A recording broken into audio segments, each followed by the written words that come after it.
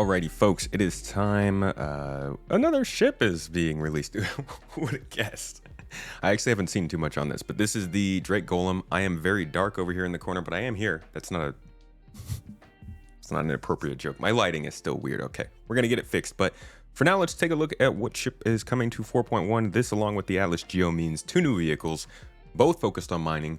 Obviously, mining is kind of a big part of 4.1, so that makes sense, but this is very much I expect this to be a content-focused ship. You know, they're making use of the parts and assets they already have and the gameplay they have to give us something we could use for the next few months. Let's check it out.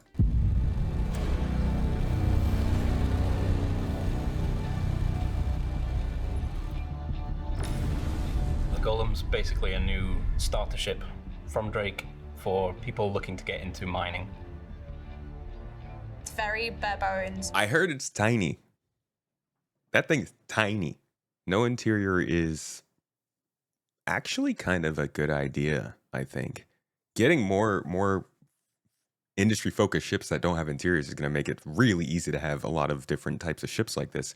Like, one of the biggest problems with Star Citizen ships, not problems, like complications, is that everything has to be of the correct size to fit a bunch of people inside, and, you know, all these components inside, all this stuff. And it's like, you see other ships from other fictions, and they can really be small compared to the amount of interior size they have. So if there's no interior, hell, we get to have, I think, a nicer looking ship. They seen the prospector and was like, we can do that, maybe. And then went to the scrapyard and grabbed a bunch of stuff and stuck it together. Yeah, there's a whole bunch of parts from other ships. This is literally the mule. Like, you're getting into the mule here. Instead of having all these fancy heads that do fancy things and you skip a VTOL engines on the front and back. couple of steps, it's learning how to do mining, learning how the different heads and different consumables help. Looks like a fixed, from everything they're showing, it's a fixed mining laser. It's compact, can mining, and also price, performance balanced ship. Visually, it looks very industrial. There's lots of exposed parts. You can kind of see that they want to show you how this works. The exterior parts, which Alex and Michael worked heavily on. See, these should be, you know, this is funny. These missiles here, parts. There's this old document they made where they talk about having these like pods that you would fire into asteroids, and then you do a little tectonic kind of scan of the interior of them, and that's how you would know what the makeup of the inside of the asteroid was. And we never, I don't know, they might have that plan. They might still want to do that for the more advanced mining that we get with something like the Orion. But we've never really seen them talk about anything like that. And I just imagine, like, these missiles here, it's perfect. Just make us fire these into asteroids and then that do something. Where is it? It's in here somewhere. The, who is it? The laser seismometer? I think it's these right here. Yeah, you're like using a laser to detect what's the interior of it, I guess. Yeah, I don't think, maybe there weren't actually missiles.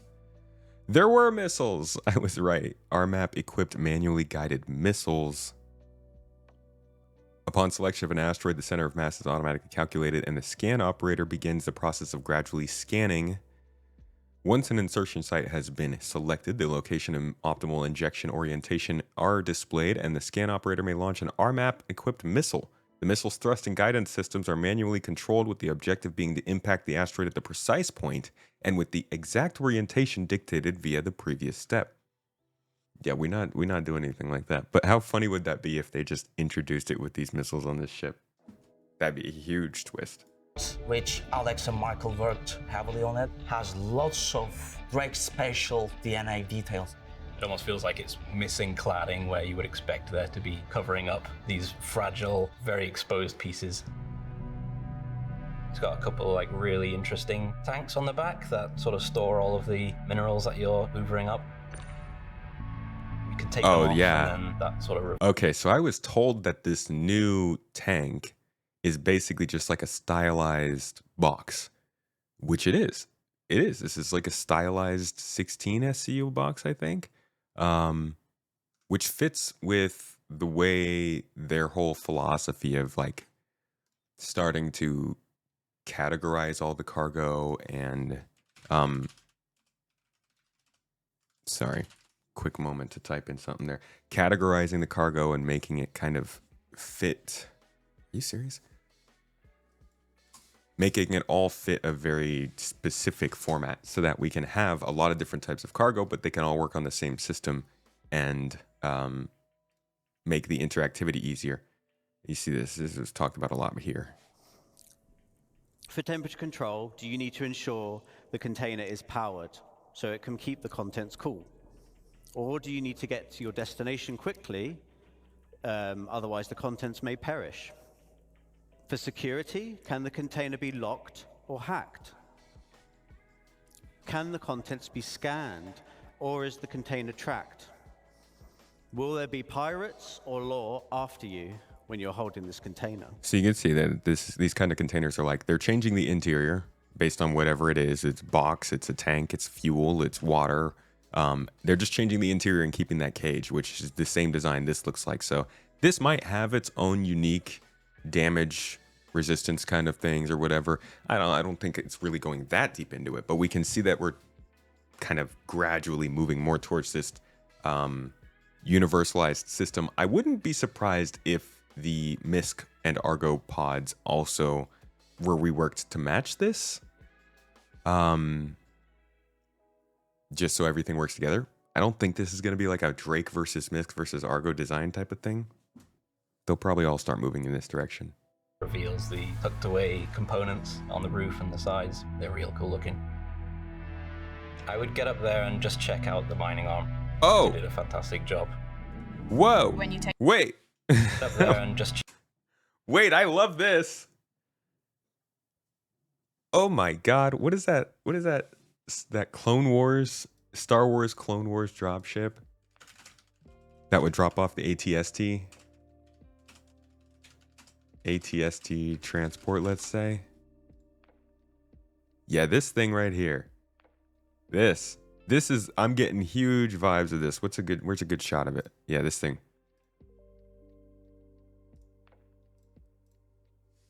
Oh yeah, there's a great, nice, high quality picture of it. Like that. Ah, man. See, now I want this to just be able to carry other things. I guess this is kind of like the raft. But I'm like super, super into this as a concept for things other than mining. That's cool. check out the mining arm. Batty did a fantastic job. when you take the pods off and you look up where the mining head sits, you can see all of the piping and where the mining head just rests. It all looks really cool. I believe that personally my favorite Nice part of the animation. ship because it's nothing like the other mining arms in the whole game. I love the like crank noise. Like we still have these sawtooth ratchets in these sliding designs. 900 years, the design doesn't die. It's because it's beautiful and satisfying to listen to. It's a completely brand new mining head from Drake, so it'll be unlike anything that you can see on any other ships. Is it bespoke? I'm sorry, did I miss that it was The unique? mining head just rests. It all looks really cool. I believe that personally my favorite part of the ship because it's nothing like the other mining arms in the whole game. It's a completely brand new mining head from Drake, so it'll be unlike anything that you can see on any other ships. I'm guessing the actual head itself can be changed out. The mining is a little bit more unstable because I would say that Drake decided to get the cheapest laser that they could find to get this to work. So it's a little unstable, so it kind of breaks some of the ore, so you don't get as much as you would with some of the others. Probably not as versatile. What does that mean? Does that mean you are guaranteed to get a debuff on the collection rate with this? Or is that just to say like the instability may cause you to make more mistakes? That is a little bit of a that's a hard statement to go off of for something like this, which I mean, you know, don't make your decision based off of this episode of marketing, but it's an interesting statement. I would expect that maybe the default laser head wouldn't work as well, but overall, I would still hope that you could just use a normal laser head and be completely They fine. could find to get this to work, so it's a little unstable, so it kind of breaks some of the ore, so you don't get as much as you would with some of the others. Probably not as versatile as something that you get from like the Prospector. You can't take its heads off, but you can add the gadgets to it to make it work in different ways. Okay, for you literally, yeah, it's actually debuffed because Drake. Oh, that's funny. Not to like let's not. I know people are going to take this as like discrimination against Drake owners or something, but this almost guarantees that we'll see other mining ships probably this size as their ship team fills out. They like to give their newer people much smaller tasks to help them build out things that are like taking parts from other ships too. So it's easy to make that ship to build in content and bring something else to the game for people to use, and also for them to make more money without, you know, going all out on something like a paladin.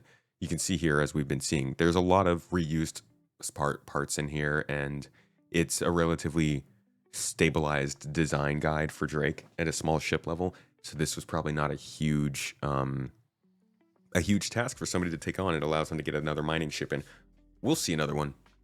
As for it being kind of debuffed with a specific laser, that's an interesting choice. I don't know why do that. I'm sure in the comments you guys might have better insight on that. It could be a balancing thing. Just seems a little bit weird that you don't have the choice of trading things out, but for such a small package, maybe they just want to make sure that it works the way it works and it can't be used to supersede other ships that maybe are meant to be steps up. Don't know. But it will definitely get the majority of the rocks that you can mine as a single player in the game. That should feel like a solid, compact ship. They can take it and start mining immediately. We think this is a good ship for mining to start off with. If for people who don't want to invest in a prospector, you can grab it sooner, start learning how to do it, and then you can maybe go to a prospector afterwards. I love Drake. I love that it's unapologetically lazy. Oh, I like that paint. Looking for a I like cool that white Drake and ship orange. which can mining and also as a compact, you should definitely go for it. Freaking advertising skins in this ISC. See, I'm biased. I like all of it, so I don't have a specific spot that I'm like, hey. Yeah, you could fit 2 of these in the C2, it looks like. I mean, people have been doing the what can this fit in videos for the last week or so. But it is testament to just how much you're going to be able to do in this game if you have a group. I'm not saying, again, that you need to be forced to go into group play or anything like that. I'm just saying if you choose to do group play, your possibilities of what you do in this game are going to explode. First it was the Fury, now we're seeing this, and this has a quantum drive. What else could we see that lowers that floor of availability of gameplay to everybody and continues to make things more able to be tried out, but maybe not so much to be excelled at, and they keep kind of keeping some gameplay for the more specialized ships. Yes, I know people will say that's paywalled, but it's progression, and it'll make these ships also feel better, I think, when they have their own space to thrive in. He's just a good little guy.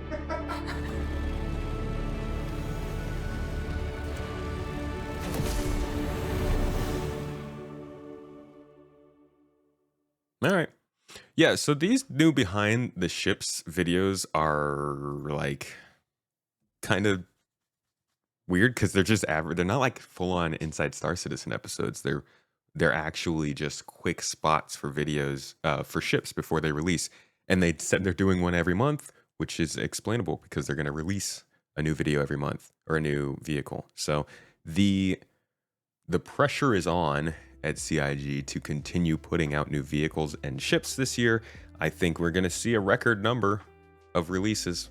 It seems they know they need to keep making more money for the extended development that Squadron 42 and Star Citizen have taken, and I think they really need to get through the next like year and a half or two, pay back some investments, and finish up the development of Squadron so that they can push forward. I wouldn't say these ships like reek of them needing money or anything like that. This is much better than reselling some of the old ships and the like if you missed it kind of sales, and it's definitely better than concepts, but they are certainly upping the number of things coming in. And just like with the rest of the game, it is very content focused, it's not feature focused, so it's not going to be super unstable ships. They're not ships that take a lot of time away, but they are more ships. I know some people aren't into that. I think this ship looks pretty good, especially for mining starters. It'll depend on what the pricing is on it, and I think it will depend a lot on what happens with commodities. We know that commodities for ground and FPS mining are getting changed up. We got to see what they're going to do to allow for these smaller mining ships to still be able to benefit a lot from rock availability and not keep coming across things they can't break. Either way, seems like a solid addition to mining. Not the best, not the worst. Something in the middle, something to get miners excited. Rock miners. I'll be hitting up Red Monster, and we'll be doing a podcast and a mining gameplay session sometime in the next couple weeks to review all this also. Stay tuned for that. Hope you enjoyed. See you in the next one.